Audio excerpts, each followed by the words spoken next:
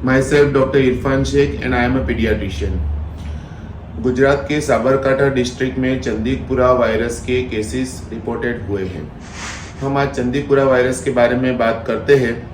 Chandipura virus के बारे में बात करने से पहले जनरली वायरल इन्फेक्शन में क्या होता है उसकी बात करते हैं। जनरली वायरल इन्फेक्शन में कभी कफ कोल्ड फीवर होता है या कभी वॉमिटिंग, एब्डोमिनल पेन और लूज मोशंस टाइप के सिम्टम होते हैं और 3 से 4 दिन में ये सिम्टम्स अपने आप रिकवर हो जाते हैं। मतलब कि वायरस 3 से 4 दिन में ख़त्म हो जाता है।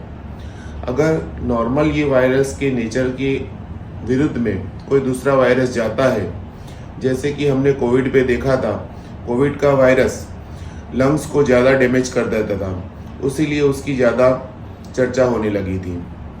इसी तरह चंदीपुरम वायरस ब्रेन को इन्फेक्ट करता है और ये ब्रेन के सीवियर सिम्टम देता है, इसीलिए चंदीपुरा वायरस की चर्चा होने लगी है। जैसे कोविड वायरस कई बार माइल्ड सिम्टम के साथ खत्म हो जाता था, हर बार लंग्स का सीवियर डैमेज नहीं करता था।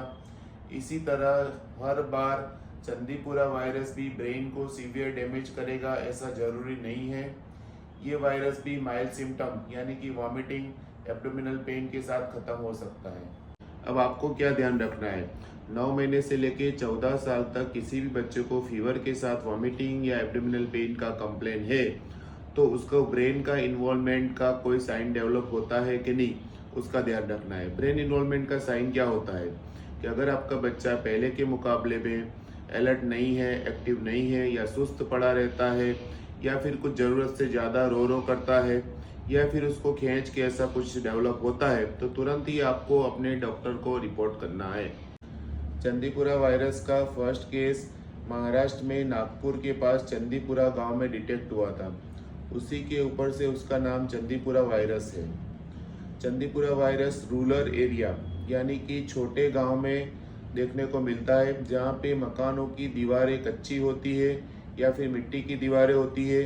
उसी कच्ची दीवारें या मिट्टी की दीवारों के बीच में जो दरारें होती है उसी में चंदीपुरा वायरस फैलाने वाली मक्खियाँ या सैंड फ्लाई रहती है।